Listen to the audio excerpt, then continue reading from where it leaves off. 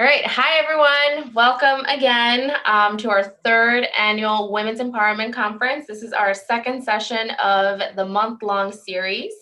My name is Gabriela Mata, and I am part of our conference committee. I am thrilled to welcome everyone to our second session and super excited to be here with you all.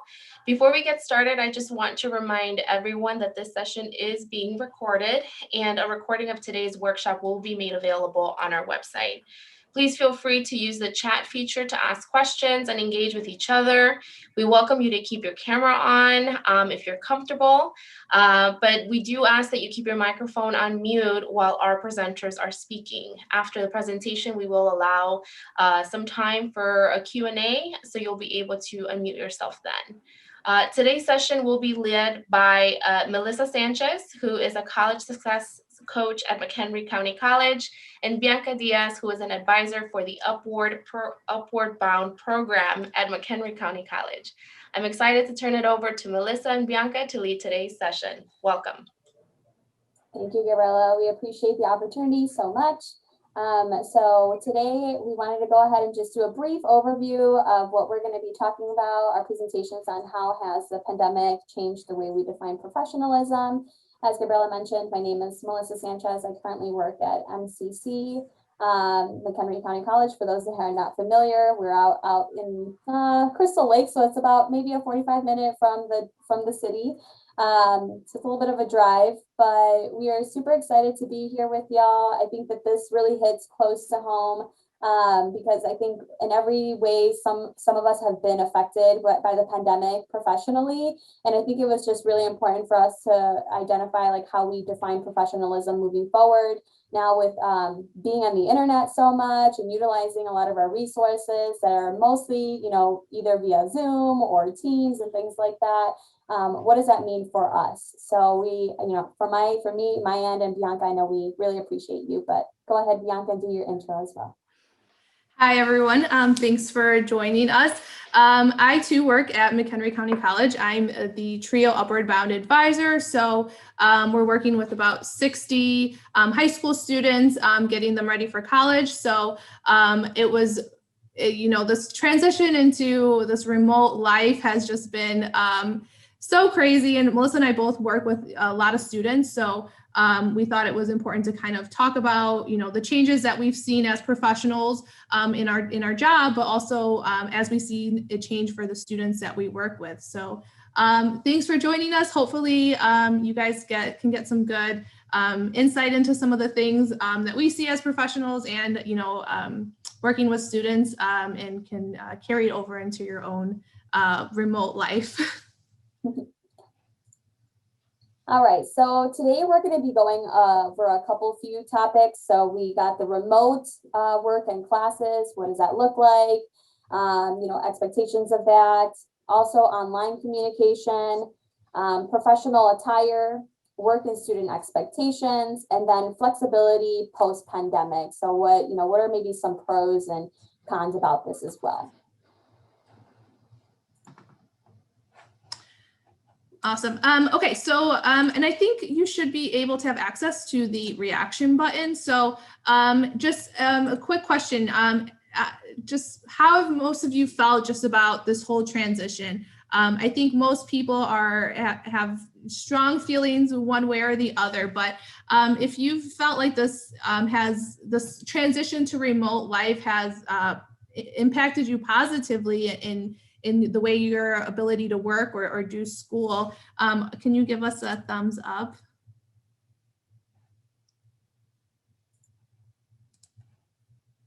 Okay, and then a thumbs up if you feel like it has more of a negative impact on your work or school.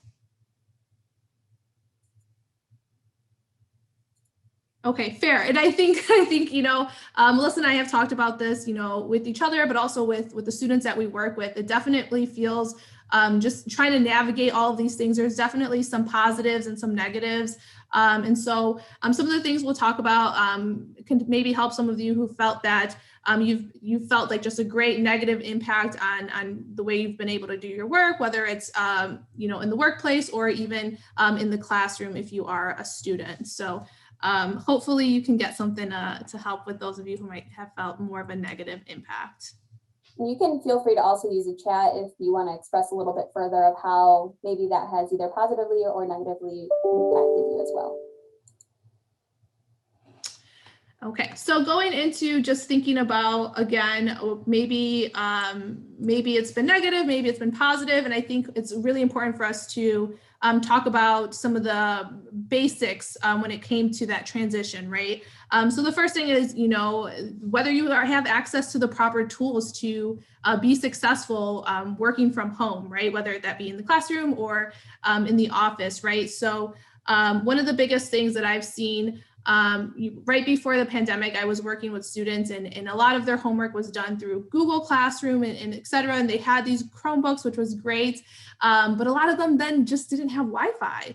And so even though they had all of the tangible tools that they needed, they didn't actually have that Wi-Fi to get all those things done. So that's kind of the biggest thing. And, I've seen it with many other school districts and especially those elementary age students, right?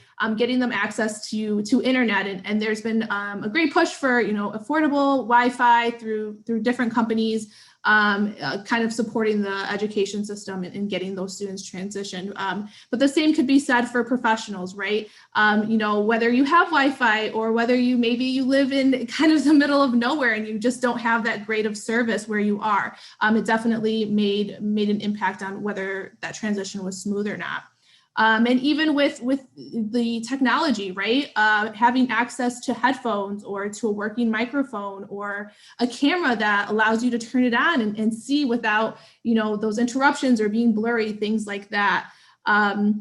And even knowing some of the features, right? So I think most people at this point, I think, are utilizing Zoom. And so, did you have prior knowledge to kind of how that works, right?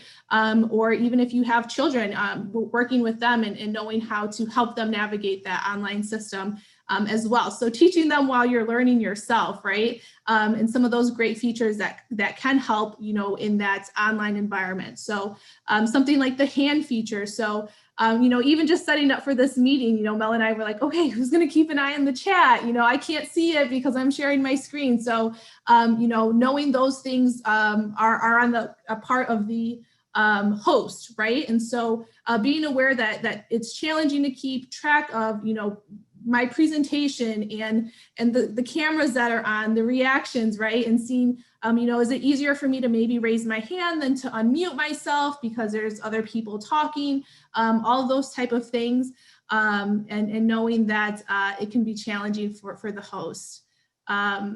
Another thing is knowing about mute courtesy. So you are all currently muted. And so just kind of knowing how that works. I'm sure everyone at this point has been in a meeting where someone had their thing unmuted and we're multitasking and you hear convos and the dishes clanking together, things like that. So being aware of how that impacts kind of, how the meeting's going or the lesson, right? We were all talking right before this meeting started about the fact that I had to really prep for this presentation because I have really yappy dogs and they are always interrupting the meetings, right? So knowing, as a professional, right, and going into these meetings, do I have access to the knowledge on how these things work so that way I'm able to present or I'm able to really focus on the lesson, or am I creating an online environment where, I have all this, I'm adding all this extra noise and things like that.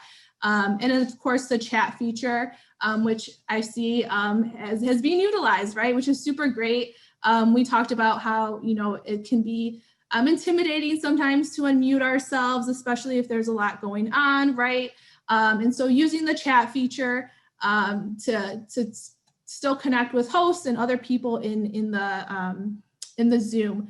But we also talked about, it can be a distraction sometimes, especially if we're on a meeting with our coworkers that we know, and knowing that it's a great feature if you use it. And we talked about, Also keeping in mind the fact that the host gets a transcript of your chat, right?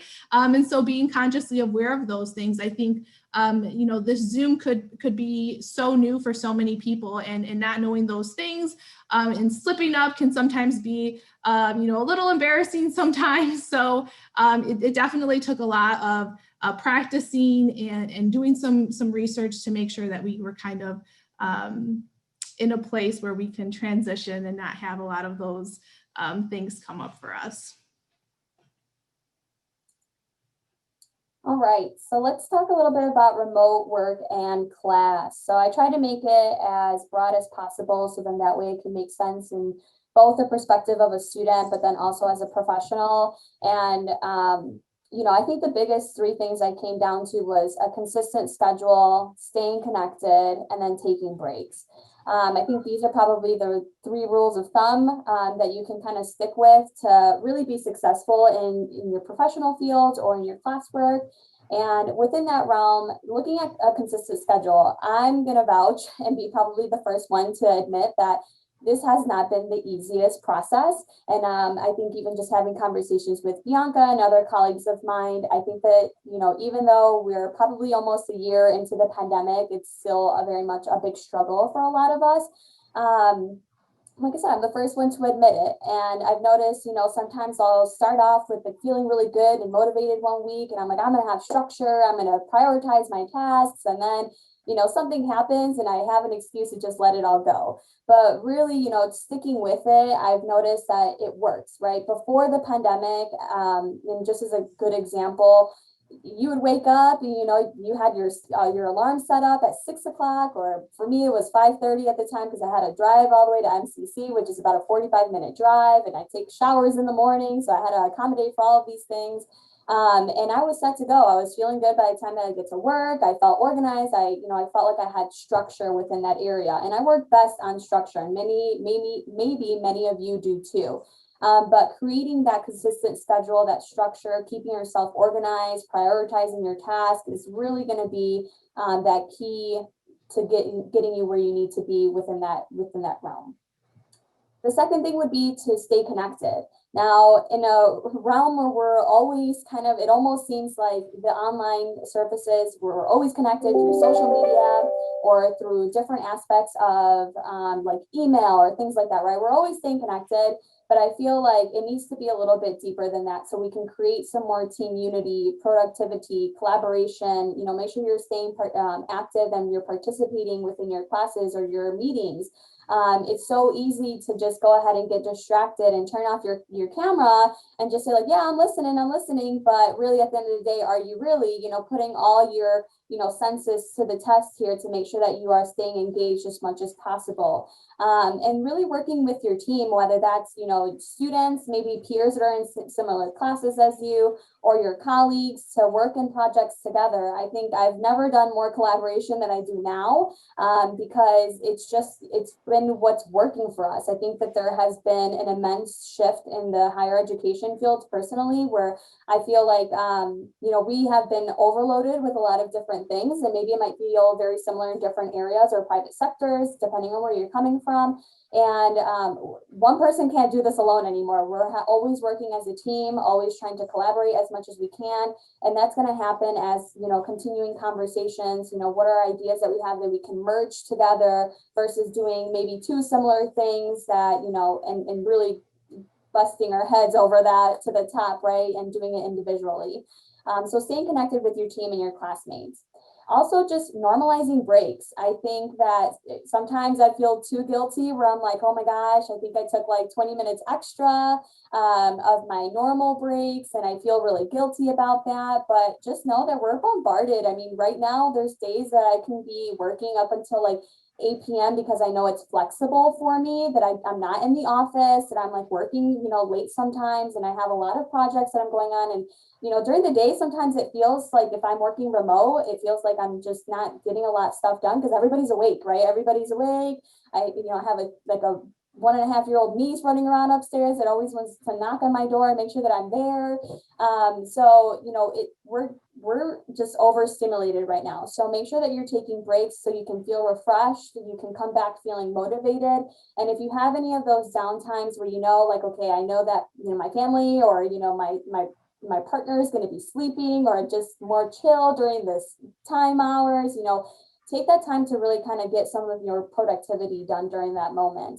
But really normalize those breaks because we need it. I know before the pandemic happened, we had, I was just telling Bianca about this, like we would take breaks by going to each other's offices. And even though if I was talking about work stuff, like that was a break for me getting out of my office and just kind of taking a walk to somebody else's office. And that was a break, I felt like I needed that to just even refresh. So do that in your normal remote life, whether you're a student or, working up professional as well. Bianca, did you have anything to add on that? No, yeah, I think it's super important to really give yourself that flexibility of knowing yourself and knowing your environment, right? Like Mel said, I kind of feel the same way. Where I spend a lot of the daytime meeting with students because that's what works for them. And like the projects and answering the emails and things like that usually wait until the evening. So, I think Mel and I are always, we'll be joking with each other and texting each other because we're emailing each other back at like 8 p.m. Because that's when it's quiet for us and we're not meeting with students or maybe we just got done with a meeting with a student who wasn't able to meet during the day. So just giving yourself that flexibility to kind of know that, well, I'm probably going to be, during this time, yeah, maybe I'm going to take an extra long break because I know that I'm going to be probably working from like 7 to 9, maybe meeting after hours with students or things like that. And really, staying organized. And I think it's so easy because maybe you're in your home space to kind of forget some of those little tasks that keep us on track. So writing things down, keeping a to-do list, every morning, trying to create, a sticky note of all the super important things that I have to get done today to remind myself. And, I always joke that I'm like, I don't even know what day it is half the time. And so it's really important for me. And I tell my students all the time, like, I get it. It feels differently. So we have to kind of maybe take extra steps to make sure that we're staying organized and showing up when we need to be. So I'm like, I don't know what day it is half the time. And so I just show up where my Google Calendar tells me to be, and so taking those extra steps as far as putting it in my calendar, connecting my calendar to my phone, right? So it's notifying me. So even if I do take those extra long breaks, I can still make sure that my phone's going to ding me, give me 15 minutes to get my butt back to my laptop, right? And have the Zoom link there. And it takes a little extra time as you're, I work with 2 schools. So I have to spend extra time merging my calendars and making sure they're all connected. But it definitely does a job of keeping me on task, especially in those days where maybe I'm working a little bit late, so I have to flex my morning and things like that. And so it does take a little bit more work, but I think it just kind of keeps us on track. And when it's such a weird time and we're probably not getting out as much, maybe now that the sun is out, right? But especially during those, that November, December, when it was dark and cold and it was just so hard to keep track of things, I think it was just really important for us to kind of do those extra tasks that keep us on track. All right, so let's talk about online communication. So I'll be covering over social media, which is just a little glimpse on it. I think that I can do a whole presentation on social media and just doing, all of this, but I wanted to just kind of touch on that because I think as the pandemic hit, I mean, of course, and maybe many of you, I know I am, I spend way too many hours on TikTok and it's just overblown, right? And I think I've noticed just kind of speaking with my students and, even for my own self, like making sure that your social media, although it is really fun to spend 3 hours on there, make sure you're using it in a safe way. And what I mean by that is making sure you're guarding your reputation. I know that some of my students, like, they're just like, oh yeah, like I posted this or, I did that. And I'm like, oh, you really want to be careful what you're posting on there because it's all public. You never know who's going to encounter it. And make sure that you're checking your privacy settings if you don't want anybody to see that. So, that's just kind of a friendly reminder of, social media can definitely be a really good thing. And even I've noticed just the pros and cons of it. I think if you haven't really seen this, this is going to be a plug for our next workshop as well, but social media has really helped a lot of small businesses blow up in the past couple months. Like, I've never seen the immense of small businesses blowing up, and it's amazing to me, honestly, just what the platforms can do for a small business. But, you know, it also has its cons, and, you know, it can really affect somebody professionally if you're not using it in a proactive way, right? So guarding your reputation on there, know that you're also making a brand for yourself when you're doing things like that. So if you don't want that to be brought up, or you don't want something to be posted and used against you later on, make sure that you're really kind of, you know, scanning to make sure that any inappropriate or things that you don't want brought up are being eliminated or erased, or just don't even post them at all. Always check your privacy settings. I know I'm the type of person, I have two separate accounts. So like, I have my spam account, and I have like my personal account that I only really have people that I know on there. But you know, the public one, I usually have, it's more of like, you know, it's like a brand for me, you know, saying, okay, people can be guided to that one, which I'll be sharing at the end of this as well. People can be guided to that one, and there's nothing that I'm feeling, you know, guilty about. If, you know, everybody can see that, and that should be okay. But guarding your privacy is going to be really, really important, and monitoring that as well. But another pro that I've noticed about social media is like social networking groups. I think that these are blowing up a lot right now, is what I've noticed. And another plug, I know that myself and then another presenter that we'll be doing in a couple weeks as well, you know, we're starting to really notice that like social media is building upon itself, and we can really network through these different platforms. And we'll be talking a little bit more about how TikTok allowed us to create a networking group as well. So if you want to come to that one, that will be at the end of the month. But I think that really keeping that online communication professional is important based on what your future goals are going to be, right? Align that together with what you want it to be later on. Yeah, and with the social media, I think it's super important too, especially with you know, especially with students. So like, I have a social media account for the program I work for, and I'm able to interact with my students, and you know, even those students who can't come to whatever meeting is happening this week, you know, I can use polls and things like that.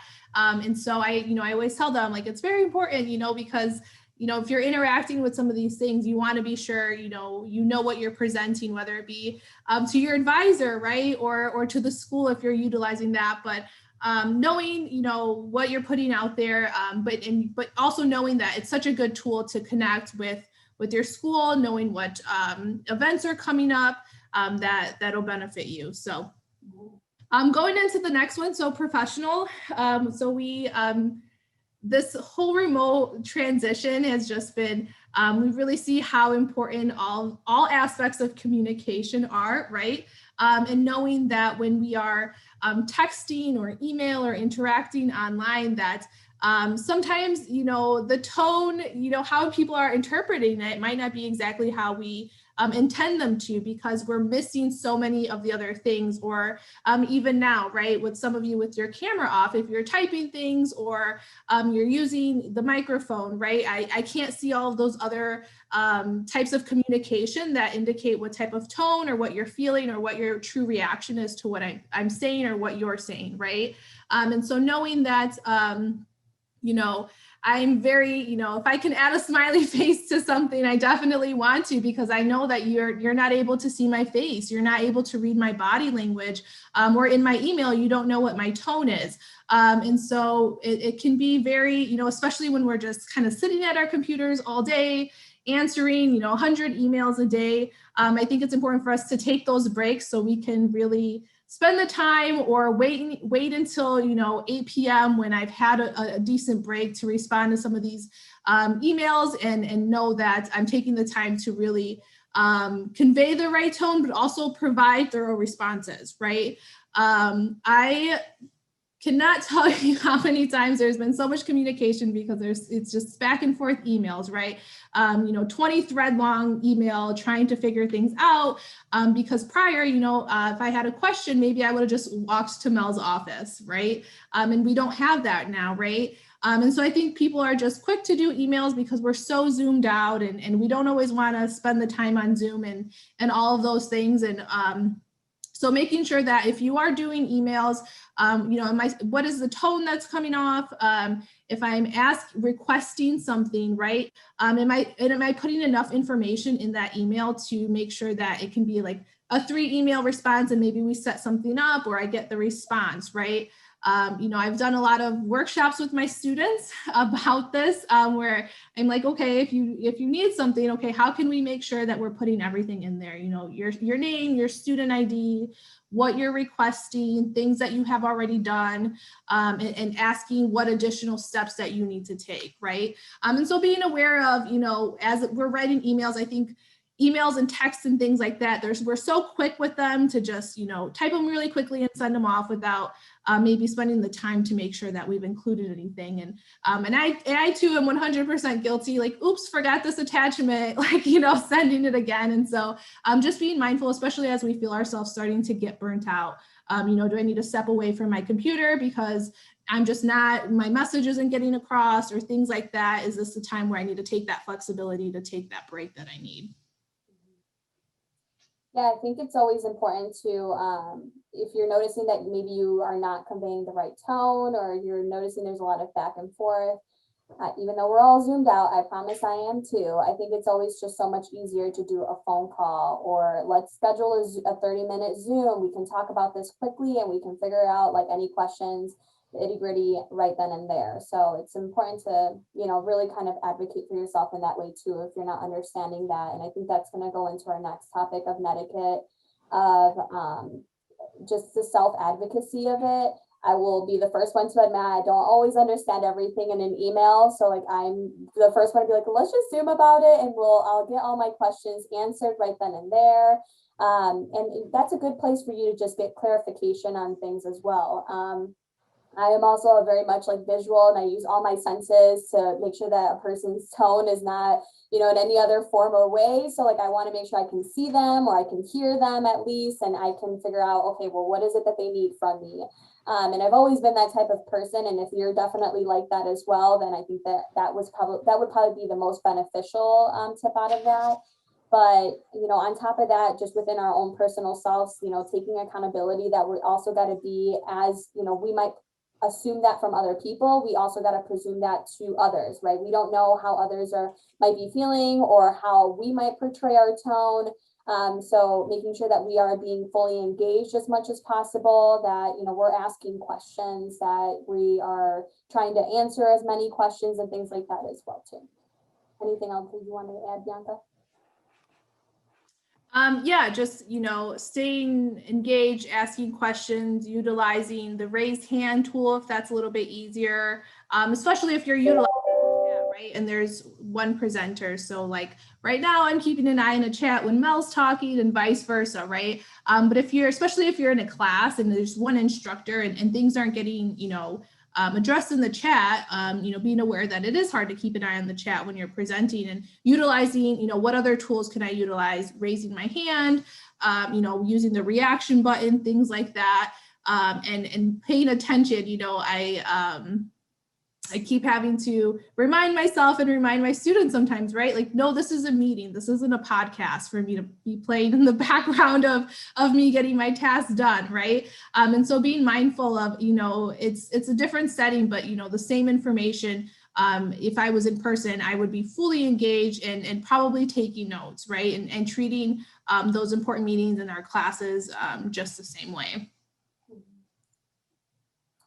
All right, let's switch it up to professional attire. So this is an interesting topic, especially if you're probably a fashionista like me and Bianca. We love to talk about stuff like this because, I think the ideal way of how, somebody in our field, or maybe if you're in a very professional field, this is like how you typically would dress in the normal aspect, right? But the pandemic has really changed things for us, and we're professional up top, casual up bottom. and nobody will know. So, I think just talking a little bit more about that, because I've also just been seeing a lot of different trends of how you can make these really cute joggers into like a professional way. But, I was like, oh, can I pull this off on a casual Friday? Maybe, but maybe not when I'm meeting with my supervisor, right? So kind of teaching some of these different aspects, especially for any of our young professionals. Like, I think it's so easy to start following some of these trends. You're like, oh yeah, this is appropriate. But then once you get into the field, you're like, oh, maybe it's not appropriate. But I think just really be precautious. I think ideally the 3 pictures that we have as examples here would be that ideal way that you'd want to be dressing in a professional atmosphere. But like I said, I think it was like a couple of weeks ago on a Friday where I was like, okay, I'm just going to go in, teach my MCC 101 class or college experience. And like, I'm going to be with 10 students. I could definitely pull off like a little jogger look with like a high neck turtleneck and, my hair in a bun, and I would look professional. And I pulled it off, nobody said anything, but it was a little risque for me. I'm not going to lie. But it's just some of these different trends that are coming in that would happen. And then especially myself as a Latina, like I will never go to work or anything like that without my big hoops and my red lipstick, right? And how can we normalize that? So these I know that sometimes are not always things that like are totally viewed upon and saying, oh yeah, this is positive, but we are also coming in with our own background and ethnicity, and trends and different things are going to change us, and it's not always going to be like this either, right? This is not always going to be the ideal way of doing that. So I know, Bianca, you had some stuff to say about this as well. Yeah, so, and I think, and it's the same thing, right? I mean, obviously, I don't know anyone who's dressing like this when they're working from home, like Mel said, it's like, well, professional up top, because that's what the Zoom's going to see. And I probably have sweatpants on underneath, right? But just being mindful as we start to kind of transition to things, what's appropriate. We joked about, okay, did you try your work pants on a couple of days before you had to return to work, after the original pandemic, I'm just being mindful of those things and kind of, knowing that, I'm not meeting specifically with too many students in person right now. And so, like Mel was saying, like I might try to get away with pulling off some other things, right? So I was telling her I love to do, a long, really nice sweater with leggings, as long as the sweater is covering my butt, pulling that off, because I'm probably just going to be sitting in the office, but it still looks presentable enough that, it doesn't look out of place at work. So just being mindful of those things as we transition, and how have things changed, and maybe I want to present myself a little bit differently than if I'm like in Zoom from bed in class, right? Right. And I think the other thing too, if you're ever interviewing, I think I was like telling Bianca about this as well. If you're interviewing for a new job or something like that, it's always best to put yourself in the best mindset you can. So for me, what always works, if I'm like fully dressed up, I feel professional, like nobody will mess with me, even if it is from home, because I've noticed that even just that shift, right now, interviews and things like that are being done through Zoom, or you're doing something through online first before, if their agency is even open, then you'll do a face-to-face, but most of the time it's just doing Zoom. So if you want to feel the most confident, I say just dress up, do the whole 9 yards, and then I think that would make you feel really boost up the confidence within that aspect too. So really just be aware of like where you're going, what you're doing, who you're going to be around, and then we can kind of get away with things if it's going to be a little bit more flexible. Okay, and so just kind of going into what are some key things to remember as we continue this, everything I feel like keeps changing, right? Every month we're moving one tier versus the other and then back. And so it's just some things to keep in mind. And I think as we continue in this blended remote in-person life, but even after, right? Keeping constant communication open when needed, and, making it via Zoom, making it in person, right? Whether it's with your team, right? So, saying, hey, you know what, we just need to set up a Zoom and catch up because I have all these projects and I'm overwhelmed, and maybe your teammate is kind of on the opposite end and they have a lot of time. And so transferring some of those tasks to them and keeping that communication open And especially students with your instructors. Most instructors that I know have been very flexible, especially as things have been coming up with job loss, with people losing people to like COVID and things like that, right?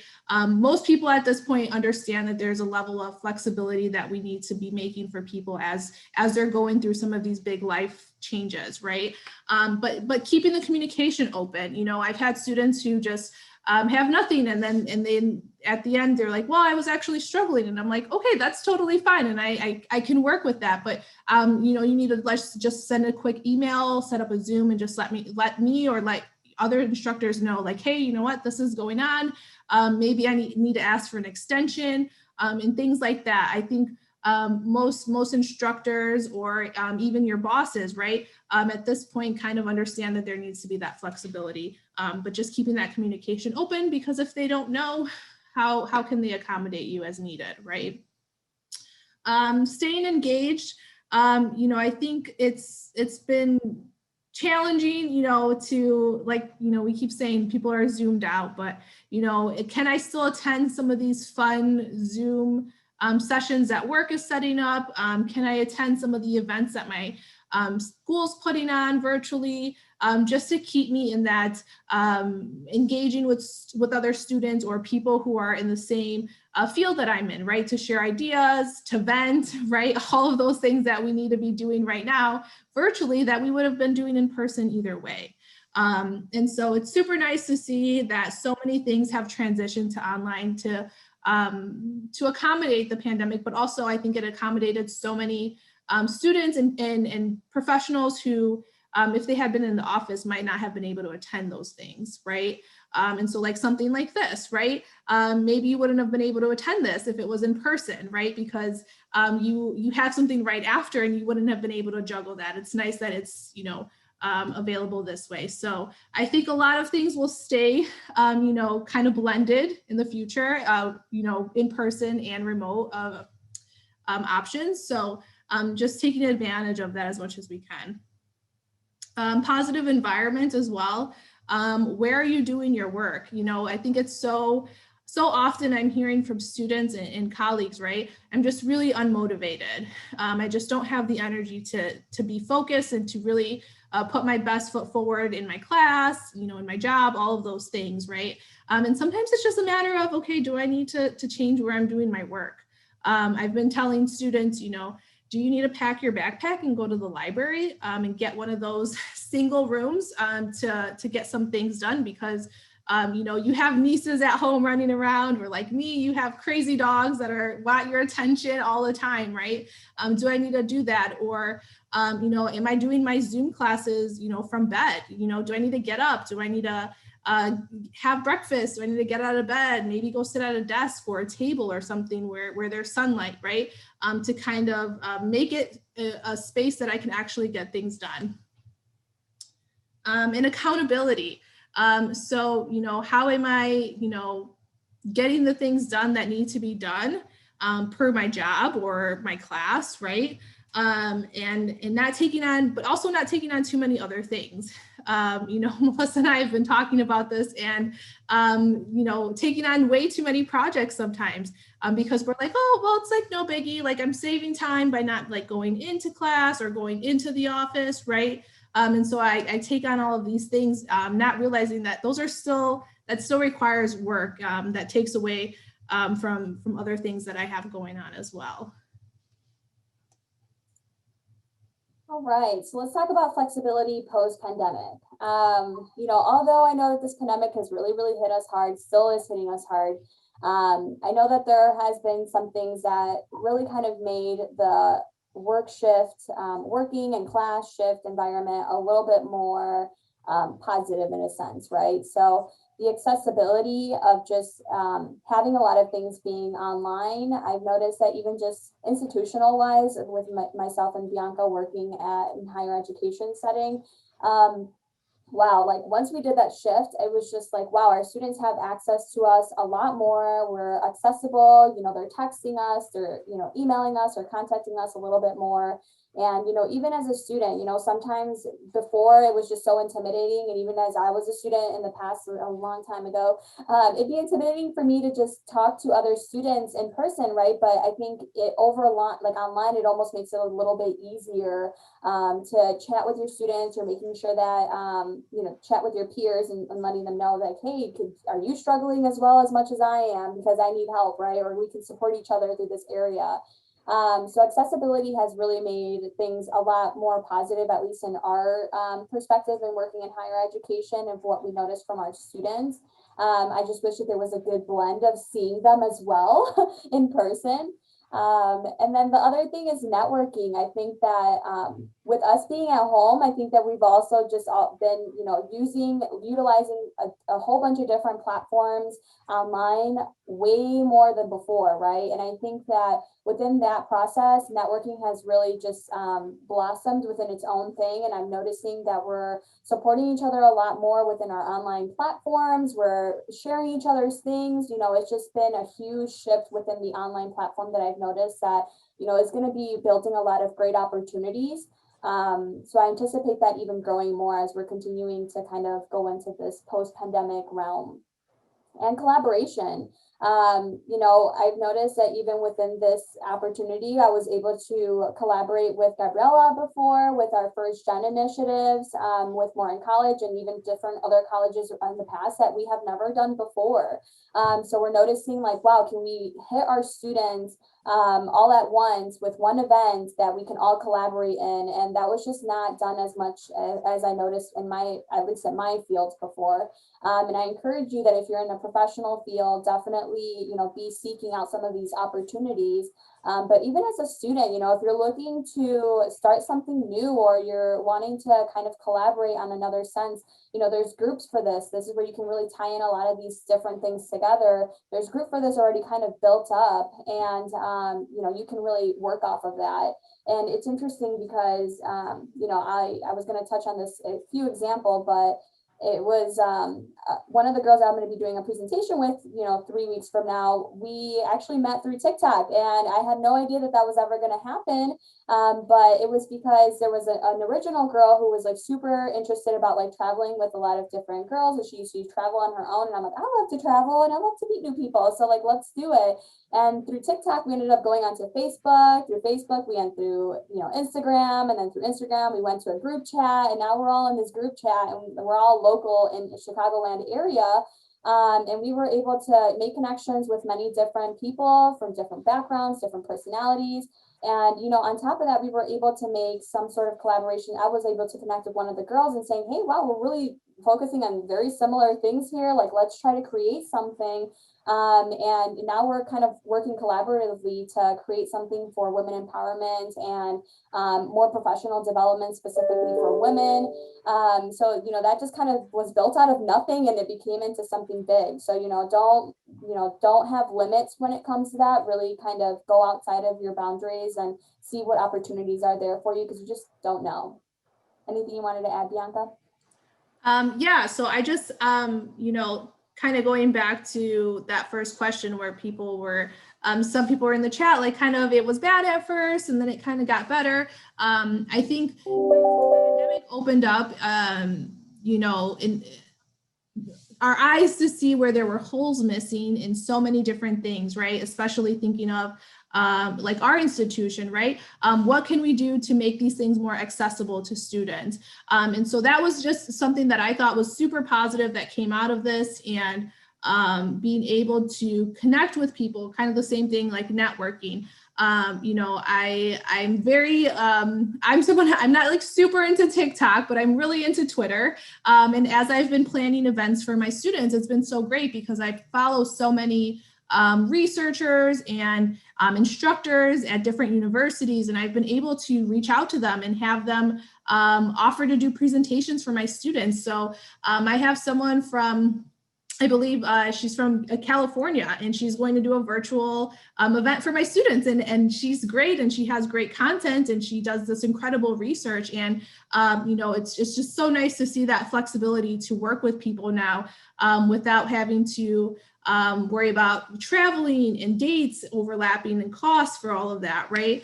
And so just taking advantage of some of those things and being able to connect with people who also now have more flexibility because they're working from home, and taking those opportunities as you can to connect with them. Especially as students, if you're working on research, right? Can you connect with researchers that are online, right? I use I use Calendly, and I just send it out to anyone that I want to connect with, and it's connected to my calendar that, again, I live by.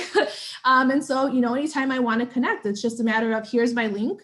It shows you all the times that I have open, and it'll automatically set up a Zoom for us whenever is convenient for us both, right?